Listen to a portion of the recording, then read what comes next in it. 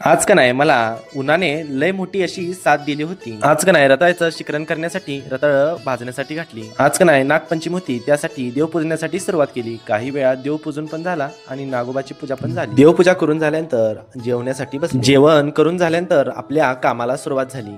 ते म्हणजे संपूर्ण कुंभार कामाचं साहित्य, गौरीच्या बॉड्या, गौरी हे अस्ताव्यस्त पडलं होतं. काम कमी आणि पसारा जास्त, त्यासाठी संपूर्ण माल सुकण्यासाठी बाहेर ठेवण्यात सुरुवात केली. बरेच दिवस झालं आमच्याकडे पाऊस हा चालूच होता, त्यासाठी आज जरा ऊन पडलं, यासाठी मुखवटे, गौरीचे बॉडे हे बाहेर सुकण्यासाठी ठेवले आहे. गौऱ्यांचा कच्चा माल हा संपूर्ण उन्हात सुकण्यासाठी ठेवला. नंतर राहिलेल्या हरतालिका ह्या संपूर्ण लावून घेतल्या. तुम्हाला ना या मूर्त्यांचे कलर काम बघण्यासाठी आपल्या चॅनेलला सबस्क्राईब करायला लागतं की राव. नंतर काय संध्याकाळी एका लाईनीमध्ये संपूर्ण गौरीच्या बॉड्या आणि गौरीचे मुकुटे आपल्याकडे काही दिवसापूर्वी 2 मूर्त्या रंगवण्यासाठी आल्या होत्या.